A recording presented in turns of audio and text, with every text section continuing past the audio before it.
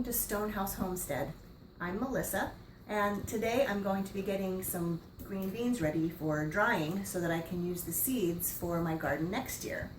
I've been saving seeds from my open pollinated plants for quite a while now, and I don't think I've purchased seeds for certain items in probably about 5 years.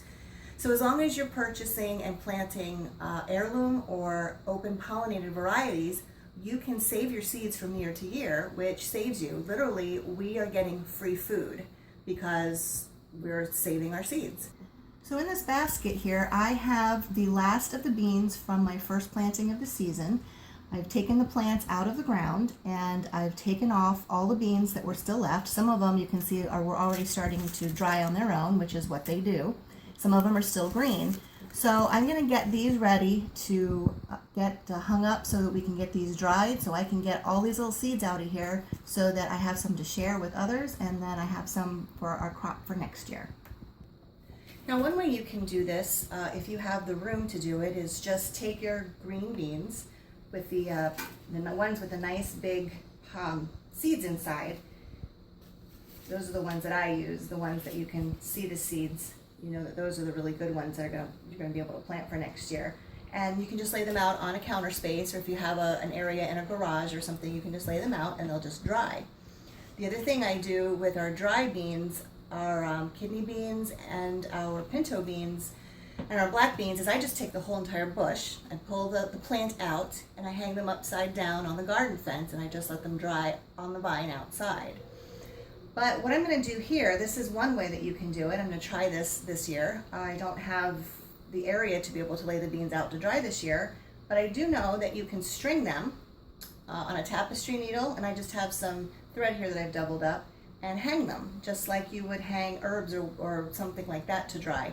You can do it with the green beans. So you just take your needle, you take the tip, and you just put your needle, I'm just using a tapestry needle here, and my yarn doubled up. I have a knot at the end so that the bean doesn't fall off, or you could also tie at the end a loop. Easier said than done, so that the bean doesn't fall off. There we go. And you just want to make sure that you space them out so that they're not too close together. And just string your beans on. Let them get a lot of air circulation so that they dry. And once you have your string full, just find a place to hang them until they dry. I have a walkway between our living room and dining room that I'm going to hang it from. It's where I hang all my herbs basically when I'm drying them. It's funny, you come to my house sometimes and you'll see herbs hanging from the windows, herbs hanging from the ceiling, herbs hanging everywhere. But that's it. You just put them on your string. You can probably put these a little closer together. Fill your string up, and just hang them to dry.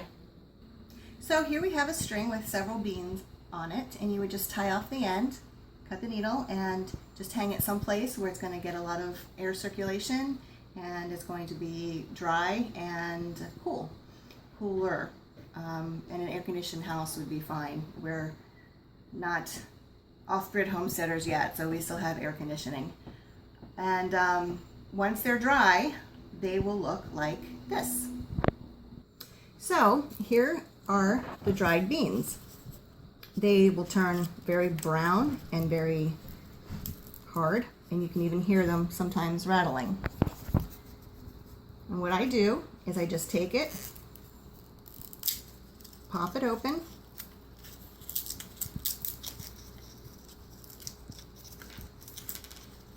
take the seeds out, and as I'm doing that, I'll sort the ones that look the best from the ones that I don't think are viable, because that does happen. And the ones that aren't viable get tossed. The ones that I think will be a good crop, I keep. So those are nice, fat beans, versus these that I don't think, this might, but I'm not going to take the chance. Those probably wouldn't germinate into anything.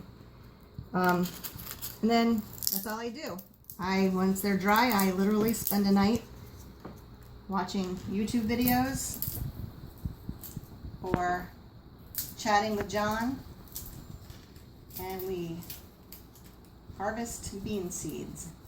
Now, once they're harvested and I have them all ready, I use actually empty prescription bottles to keep my seeds in. They work great. I take the labels off, and they do a great job holding the seeds.